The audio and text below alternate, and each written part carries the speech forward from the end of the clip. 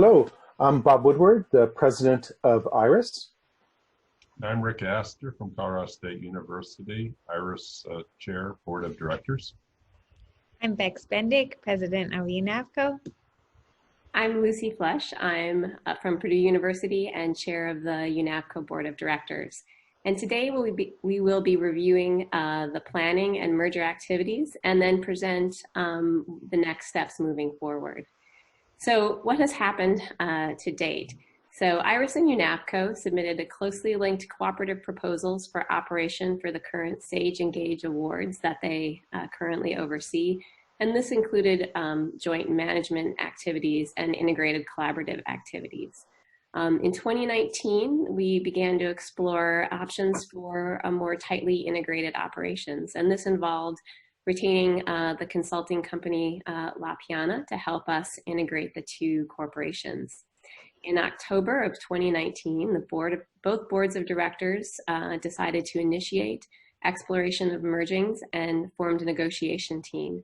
And in September of 2020, the two boards voted unanimously to formally pursue merging the two organizations. And we'll show you the merger terms and draft bylaws today. And in October 2020, just recently, the two boards approved the name of our new organization, or Scope Consortium Incorporated.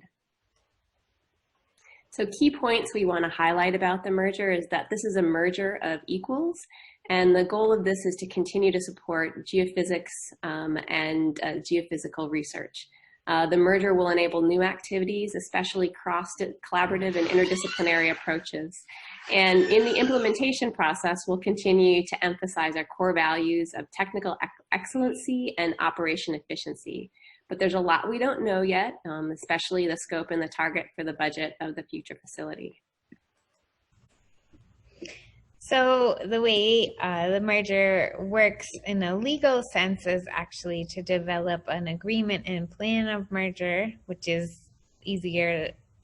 more easily called the terms of the merger. And that includes draft bylaws for the new organization. So there are the concepts behind the merger and then a legal framework that allows us to execute those. And this agreement and plan of merger is part of the material approved by the boards and that will be considered by member representatives into the fall. So the key elements of that agreement and plan of merger are this idea of a combination of equals in which the new organization absorbs all of the liabilities and assets and intellectual property to form the new organization. The new organization will be novel, although it includes IRIS and UNAVCO, so it will have its own name. It has new bylaws, branding, and boards and memberships.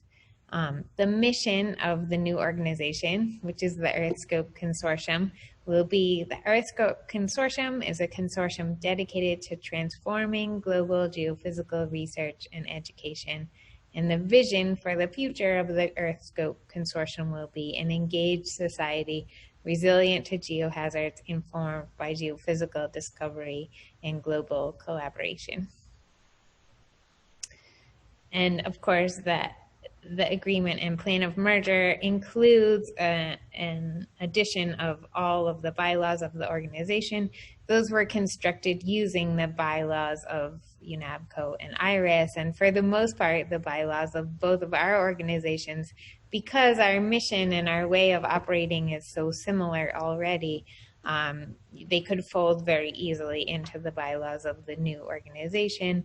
There are some minor changes to the structure of governance, but those don't violate in any way. And in fact, they're very faithful to the underlying principle of both IRIS and UNAVCO that we're community-governed organizations, where our mission and our activities are really shaped by the scientists and the scientific community and the educators that we serve.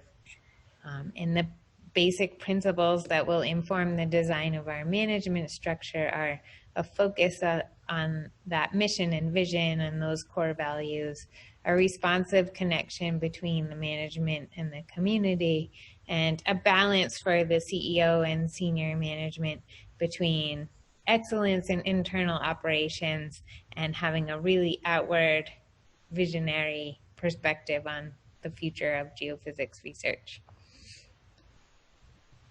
So the next steps, the key next step in this whole process is membership approval of the merger. The merger needs to be approved by a majority of each of the member representatives of IRIS and UNAVCO. If you'd like to review the terms and the bylaws and other information about the merger, you can find it on our merger webpage, and the URL is listed in red on the slide. The balloting process will start this month. Ballots will be sent to member representatives of both organizations here in early October. Voting will close in mid-November, and we will be able to announce the results of this voting process at the annual IRIS and UNAVCO membership meetings in early December. Now, no discussion of our merger plans would be complete without a word about NSF's plans as we know them. NSF is also making plans for the integrated geophysical facilities of the future. NSF issued a Dear Colleague letter in January of 2020, which sort of in broad brush outlined their plans. We know many of you wrote letters to NSF in response to this DCL. So NSF indicated they plan to issue a solicitation in 2021 for a follow-on to the SAGE and GAGE facilities that IRIS and UNAVCO currently operate. And this new integrated facility would start in late 2023.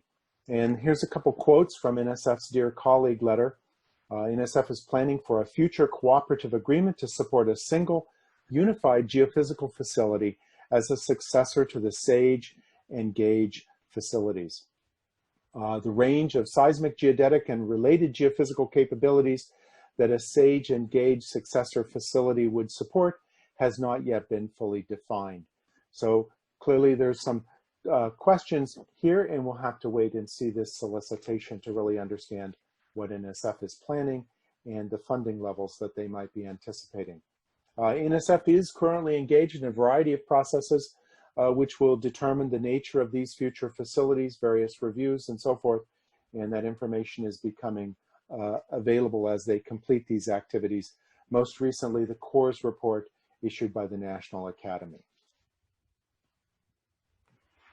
So to summarize some of the key takeaways from this presentation about the merger, the mission and vision of the EarthScope Consortium will reflect our heritage in both IRIS and UNAVCO, a university consortium dedicated to transforming global geophysical research and education. IRIS and UNAVCO and the SAGE and GAGE facilities that we currently operate will continue for the next 3 years. And after that, NSF will make a new award to a single facility.